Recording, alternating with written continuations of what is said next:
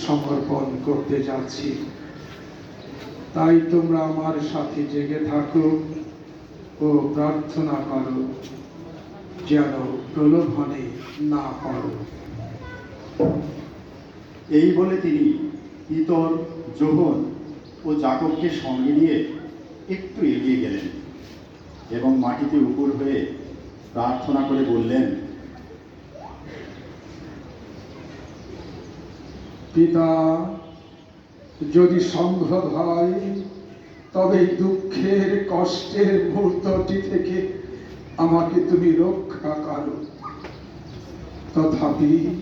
তথাপি আমার ইচ্ছা নয় পিতা, তোমার ইচ্ছাই পূর্ণ হোক।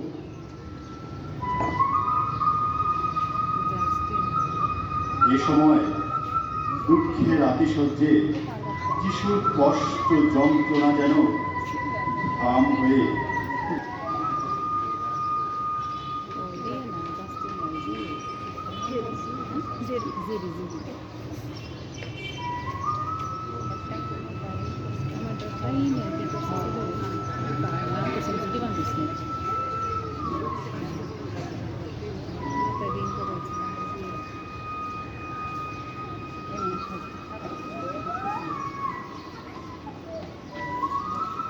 জুদাস তাদের বলেই রেখেছিল, আমি যাকে চুম্বন করব তিনি সেই, তোমরা তাকেই গ্রেফতার করবে।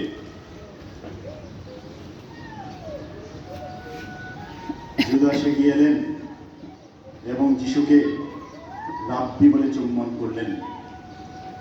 ভাইরে চুম্বন, এ যেন এক অভিশপ্ত চুম্বন, অপবিত্র চুম্বন।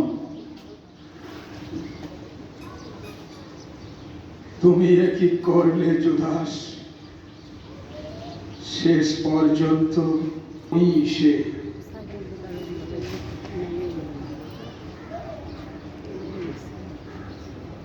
যিশু এগিয়ে এসে বললেন, শিমন পিতর তার তলোয়ার বের করে তুলে কাটা জায়গায় তা বসিয়ে দিলেন।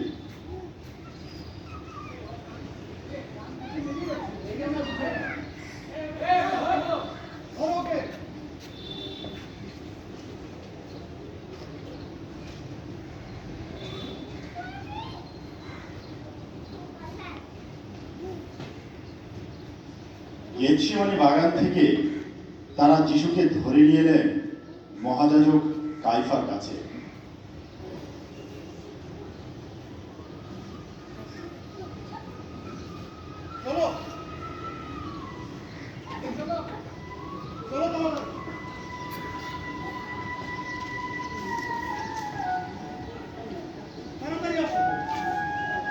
কিন্তু তেমন কোনো সাক্ষ্য তারা পেলেন না, যদিও অনেকে তখন মিথ্যা সাক্ষ্য দিতে এগিয়ে আসছিল। শেষে দুজন এসে বললেন,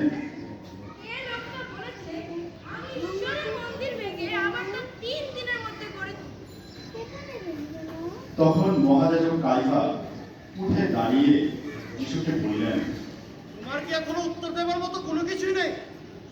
এটা তোমার বিরুদ্ধে একই সাক্ষী দিচ্ছে। যিশু কিন্তু চুপ করেই রইলেন। মহাযাজক যিশুকে আবার বললেন, জীবনময় পরমেশ্বরের দোহাই দিয়ে বলছি, এবার আমাদের বলো, তুমি কি সেই খ্রিস্ট, সেই ঈশ্বর পুত্র? যিশু উত্তরে বললেন, কথাটা তো আপনি নিজেই বলছেন। তাছাড়া আরেকটি কথা আপনাদের বলে রাখছি, এখন থেকে আপনারা মানব পুত্রকে সর্বশক্তিমানের ডান পাশে বসে থাকতে দেখবেন। শুধু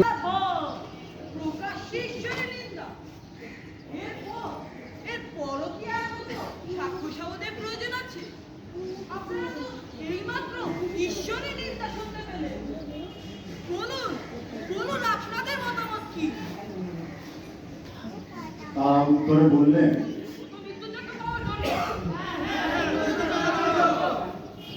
তখন তারা যিশুর মুখে ধুলো দিতে লাগলো, তাকে ঘুষি ও চর মারতে লাগলো। কেহ কেহ আবার বলতে লাগলো,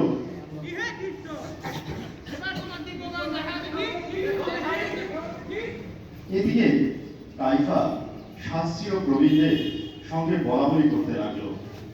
শোনো তোমরা, যেহেতু কাউকে মৃত্যুদণ্ডে দণ্ডিত করবার অধিকার আমার নেই, সেহেতু তোমরা ওকে প্রদেশপাল পিলাতের দরবারে হাজির করো।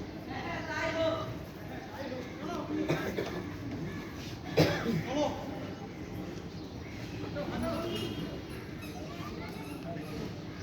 চলো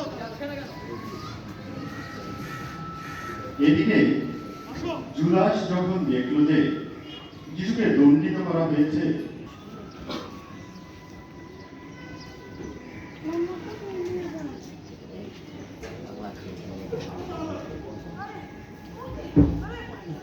তুমি এখানে কি করছো? জুলাস তখন প্রধান যাজকদের ও প্রবীণদের কাছে সেই 30টা রূপোর টাকা ফিরিয়ে দিয়ে বললেন, আমি পাপ করেছি, আমি একজন নির্দোষ মানুষকে মৃত্যুর মুখে ঠেলে দিয়েছি। তাতে আমাদের কি? এ তো তোমার ব্যাপার।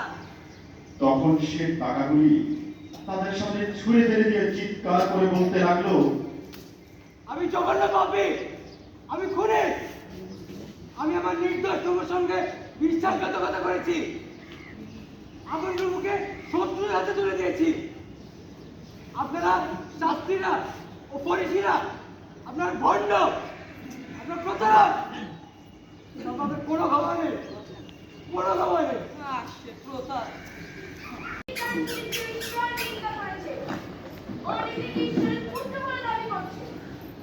ও বলেছে ওরা কি এই মন্দির ভেঙে আবার 3 দিনে বিকট নির্মাণ করবে। ও তো মৃত্যুযোগ্য অপরাধের অপরাধী। ওরা কি ইহুদিদের রাজা? পিলাত তখন বলল, এই কি ইহুদিদের রাজা? ওহে, উত্তর দিচ্ছ না কেন?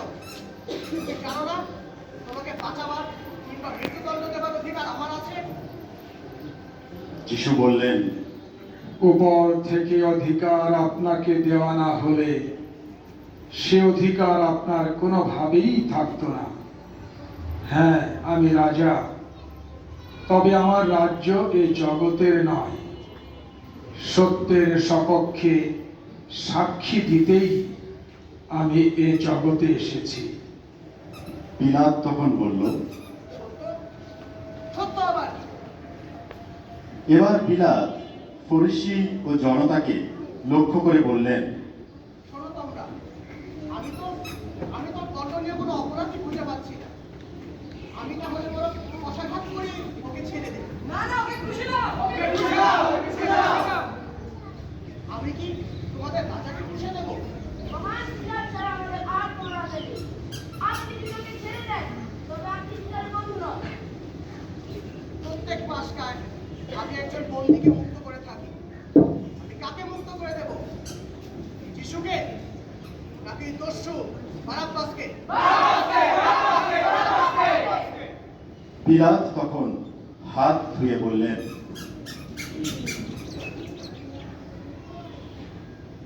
এই রক্তপাতের দায়ভার তোমাদের উপরেই রইল।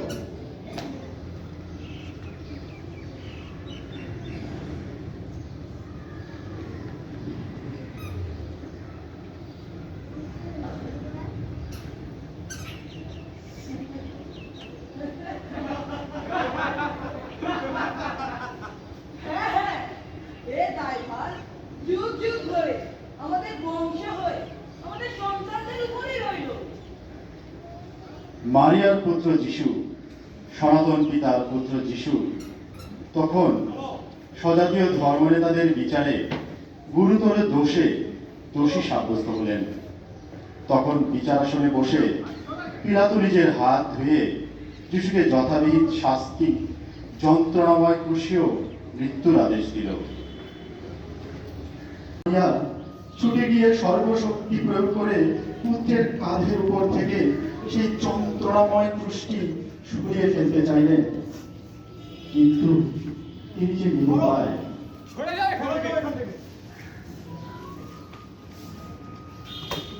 আজ আমরা যদি আমাদের খ্রিস্টান সমাজের দিকে তাকাই, তাহলে দেখি অনেক ছেলেমেয়েরা নিশ্চিত ধ্বংসের দিকে এগিয়ে যাচ্ছে। ঘরের সন্তান ঘর ছেড়ে রাস্তায় ঘুরে বেড়াচ্ছে, নেশার প্রতি আসক্ত হয়ে শৃঙ্খলতার জীবনযাপন করছে। কিন্তু এর জন্য কি শুধু তারা দায়ী? হয়তো না। আমাদের পারিবারিক অশান্তি, দাম্পত্য কলহ, সন্তানদের প্রতি ভালোবাসার অভাব তাদেরকে ঠেলে দিচ্ছে অন্য পথে। ঘরে সুখ না পেয়ে তারা সেই সুখ খুঁজছে নেশার মধ্যে, উচ্ছৃঙ্খল জীবন যাপনের মধ্যে। আমরা যারা মা বাবা, তাদের উপর সুখ শান্তি ও সন্তানদের ভবিষ্যৎ অনেকখানি নির্ভর করে। আমরা কি সেই পরিবেশ বজায় রাখার চেষ্টা করি? সন্তানদের কষ্ট ধ্বংস দেখে আমাদের কেমন লাগে? হে মা মারিয়া, আমাদের সমাজে আজ তোমার মতো কোমল হৃদয়ে শত শত মায়ের প্রয়োজন। আমাদের সকল মায়েদের আশীর্বাদ করো, যেন তারা তোমার আদর্শ ও অনুপ্রেরণা লাভ করে তাদের ছেলে মেয়েদের প্রকৃত ও আদর্শ রূপে গড়ে তুলতে পারে। প্রভুর প্রার্থনা, হে আমাদের সর্বস্থিত, তোমার নাম পূজিত হোক, তোমার রাজ্য প্রতিষ্ঠা হোক, তোমার ইচ্ছা যেন। পঞ্চম স্থান, সিমন ক্রুশ বহনে যিশুকে সাহায্য করেন। হে খ্রিস্ট, আমরা তোমার পূজা ও ধন্যবাদ করি।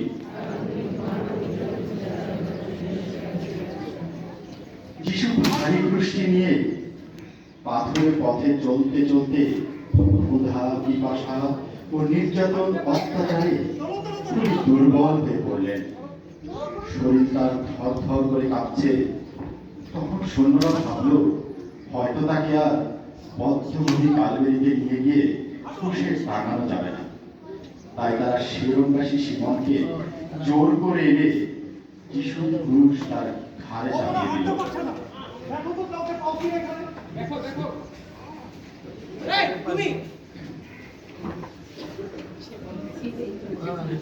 মনে মনে যিশু সিমনকে হয়তো একথাই বললেন, আমার বেদনা নাও, তোমার শক্তি ও সাহস দাও, তোমার সম্পূর্ণ জীবনটাই দাও, সেবায় আনো আনন্দ ও শান্তি।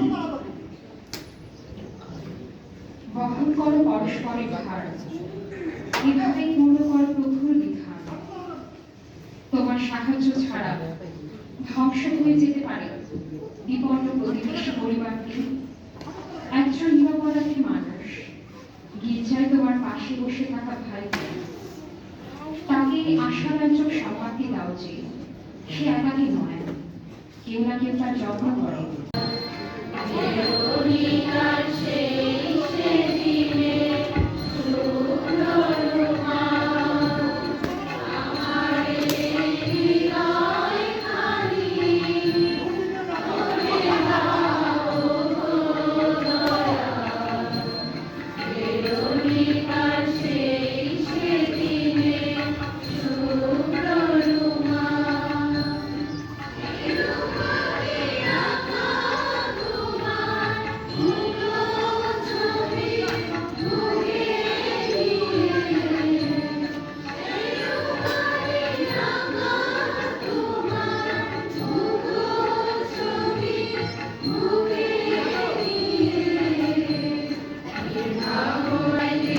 খণ্ড সাদা কাপড় দিয়ে পরম যত্ন সহকারে পবিত্র যিশুর মুখখানা তিনি মুছে দিলেন।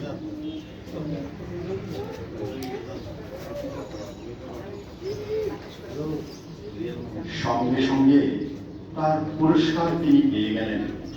সেই কাপড়ে যিশুর পবিত্র মুখের ছবি অঙ্কিত হয়ে গেল।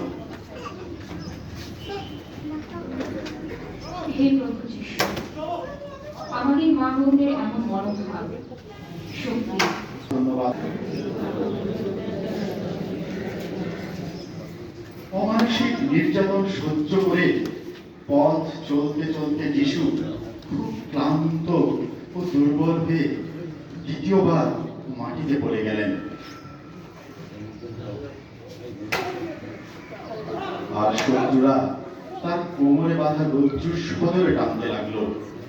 ক্রুশে অসম্ভব হারে চাপা পড়া সত্ত্বেও যিশু মানব মুক্তির কথা ভেবে উঠে দাঁড়ালেন। হে প্রভু, প্রতিদিন আমাদের পারিবারিক ও সমবেত সমাজ জীবনে লোভ, হিংসা, রাগ, অহংকার, অন্যায্যতা ও স্বার্থপরতার স্থান জেরুজালেমের নারীদের সাক্ষাৎ। হে খ্রিস্ট, আমরা তোমার বিনয় ধন্যবাদ করি।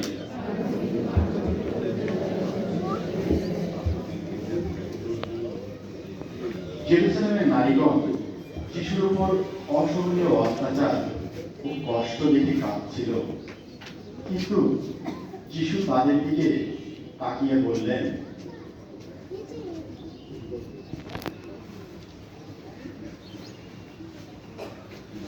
জেরুজালেমের নারীগণ, তোমরা আমার জন্য কাঁদছো কেন?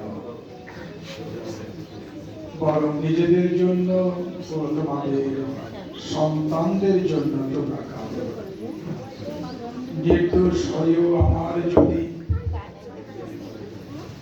এত কষ্ট হয়, তবে তোমাদেরও নরকে গেলে কত না কষ্ট সহিতে। হাত বাড়িয়ে ন্যায্যতা ও প্রেমে সাম্য ও মৈত্রী খ্রিস্টীয় সমাজ গড়ে তুলতে পারি। দুধের বন্দনা। প্রণাম মারিয়া, প্রসাদ প্রণাম, তোমার সহায়, তুমি আয়োজনের প্রণাম, আমার যিশু। আমরা পাপী, আমাদের কালে হে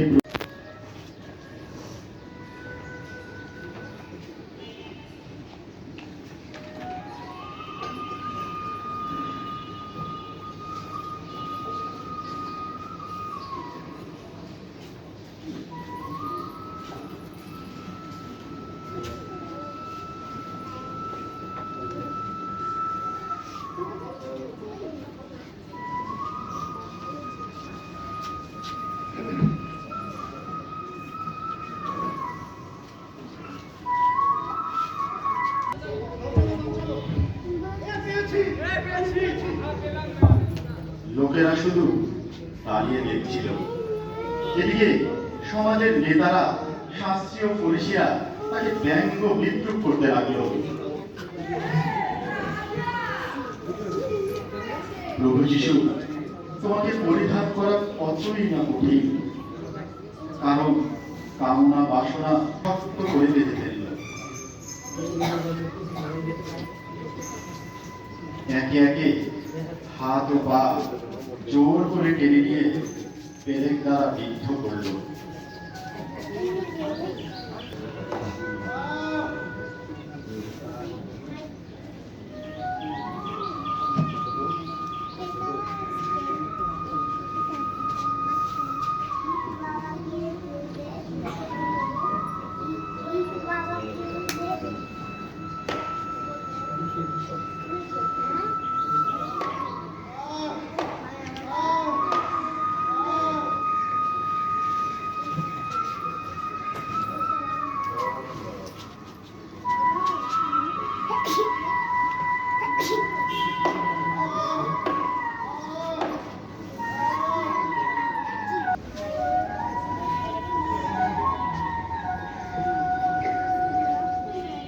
তারা যিশুকে ক্রুশে বিদ্ধ করে ক্রুশের উপর টাঙিয়ে দিল গ্রিক, হিব্রু ও লাতিন ভাষায় লেখা একটি দোষনামা। তাতে লেখা ছিল, নাজারেথের যিশু, ইহুদিদের রাজা। এদিকে যিশুর মা, তার মায়ের বোন ক্লোপাসের স্ত্রী মারিয়া এবং মাগদালা মারিয়া তখন ক্রুশের কাছে দাঁড়িয়েছিলেন। মারি এবং তার পাশে সেই যে শিশু, যাকে তিনি বিশেষ স্নেহ চোখে দেখলেন, তাকে দাঁড়িয়ে থাকতে দেখে যিশু মাকে বললেন, মা, ওই দেখো তোমার ছেলে। তারপর তিনি শিশুটিকে বললেন, বৎস যোহন, ওই দেখো তোমার মা।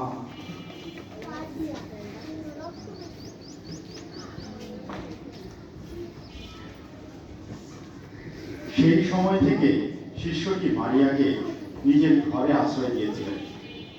যিশু এইভাবে তার সবচেয়ে প্রিয় শিষ্যের হাতে মায়ের ভার তুলে দিলেন। শিরকায় ভিজিয়ে নল গাতার মাথায় করে যিশুকে পান করতে দিল। হ্যাঁ, তীব্র যন্ত্রণার তিক্ত স্বাদের শেষ ফোঁটাটুকু পর্যন্ত তিনি গ্রহণ করলেন। বেলা 3টের সময় যিশু জোরে বলে উঠলেন, এলি এলি লামা সাবাক্তানি, ঈশ্বর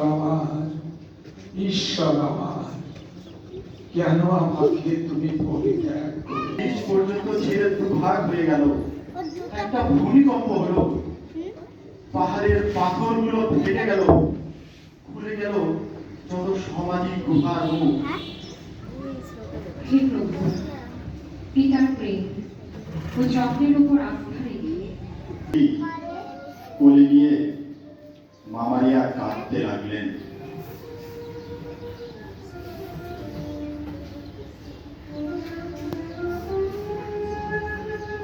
মা মারিয়া 33 বছর পর আজ বুঝতে পারলেন শিমিওনের সেই ভবিষ্যৎবাণী, এ হবে জগতের অনেকের উত্থান ও পতনের কারণ।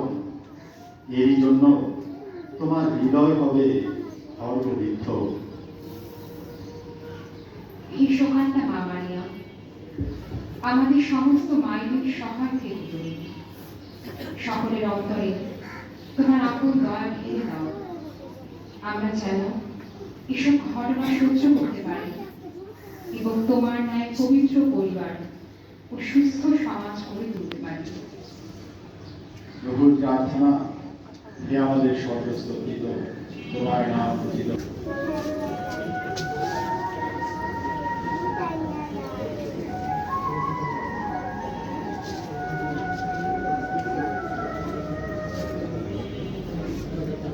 তারপর একখানা বড়